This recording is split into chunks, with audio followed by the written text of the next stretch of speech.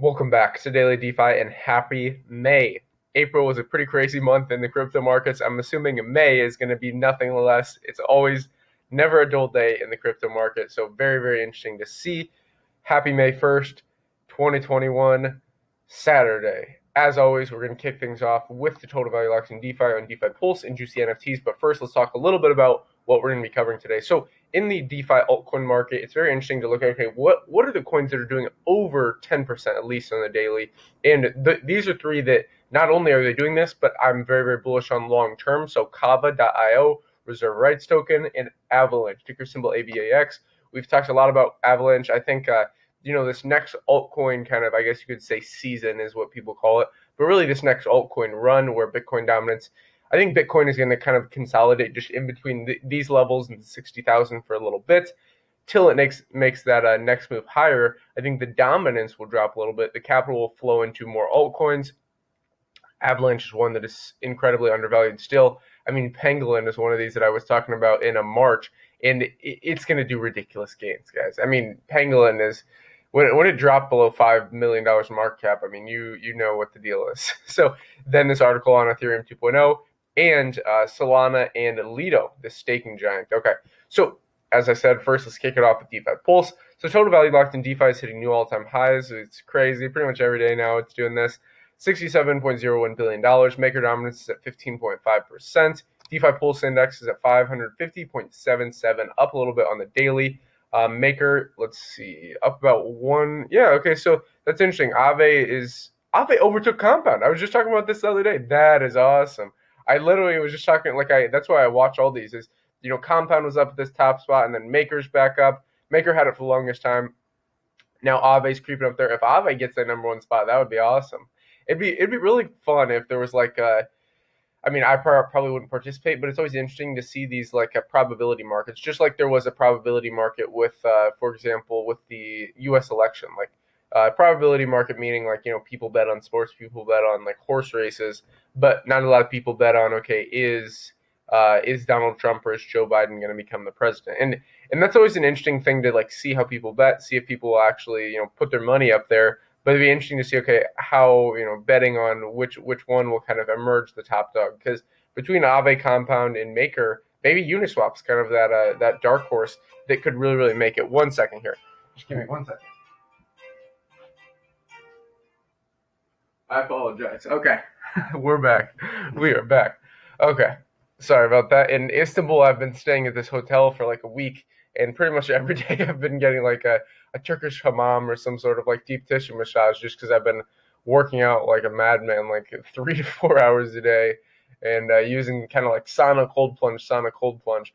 So I have these alarms, and sometimes I'm recording a video and I forget that I have something scheduled. So back to business. We are sitting at 1.5 million dollars in daily volume for NFTs, down a little bit. It was kind of holding steady at that $2 million level. I'm going to guess CryptoPunks is the top dog. Yep, that's right. About $1 million. CryptoPunks is pretty steady with about $1 million of transaction volume, especially on main days. Sometimes on Sundays it'll fall down, but and then usually it's Sandbox, ENS, CryptoKitties. Yeah. Okay, so moving on. This is the article on Solana and staking giant Lido. So infrastructure provides Chorus One believes that they can help Lido corner the 25% of all staked Solana, the SOL tokens.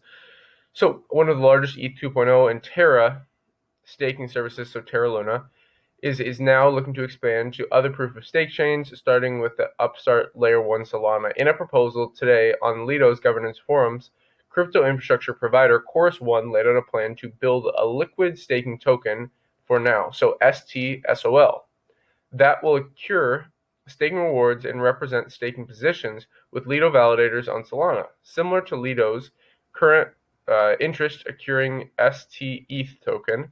Development funding brings Lido services to an additional chain would come for the Lido. Okay, so that's all good to see. I love projects working together. You can see here the compensation package is 2 million invested LDO tokens, blah, blah, blah, revenue sharing model. This would entitle Chorus 1 to 20% of the revenue from protocol fees that would go to the Lido treasury. Okay, so that's good to see. I do like projects working together. I kind of like that collaboration and kind of always improving on things.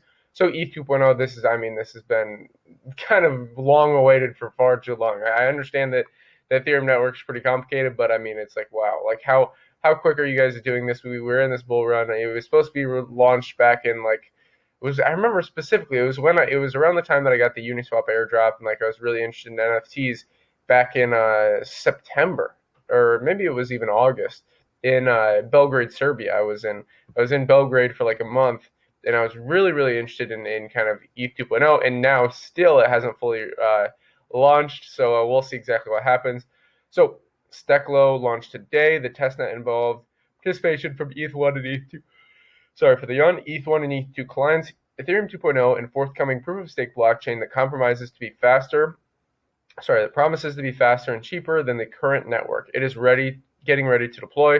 Developers at several Ethereum software labs as a part of the ETH Global Staking Hackathon project called Rayonism today launched that one researcher termed a super experimental ETH1, ETH2 post-merge test network. So guys, this is very big. I mean, it's obviously the top dog in the space, but I do talk a lot about other blockchains that are basically already doing what ETH 2.0 is trying to do, like Solana. I think Solana is incredible with their transactions per second. Ethereum has a lot of network congestion issues, but it does have kind of that network effect. I talk about that in the video called Is It Too Late to Buy Ethereum? So about 30 minutes from now, we're launching a super experimental ETH1, ETH2 post-merge test network.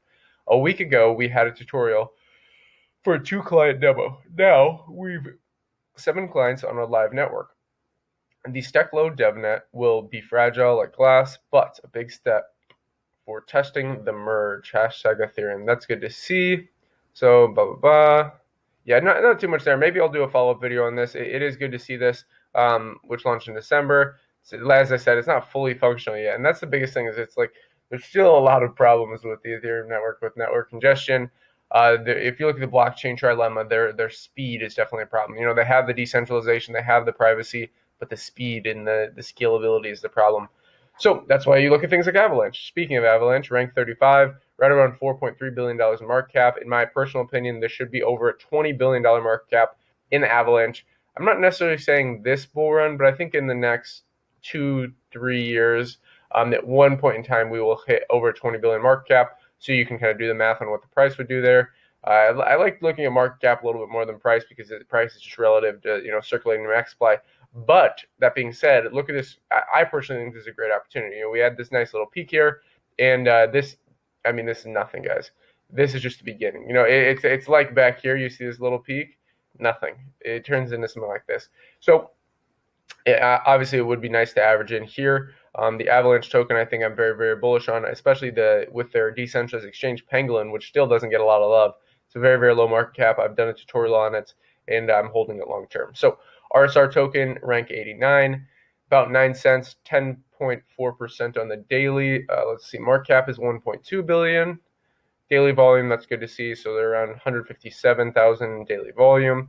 I was like, yeah, RSR is maybe not one that I would be averaging in on right now. I would like to see a little bit of a consolidation similar to like what AVAX has done, not KAVA. Let me see the KAVA charts. I was looking at this the other day.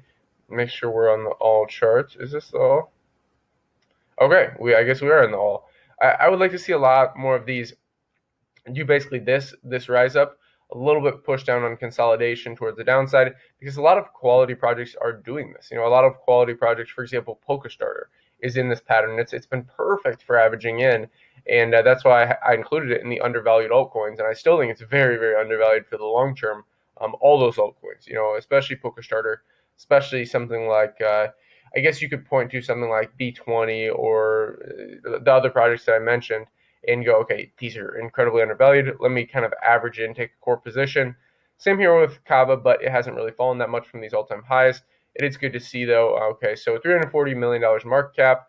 Volume is right under 90 million. Circulating supply to max, they don't have that listed, but if I remember correctly, it's around like maybe 30% of max supply.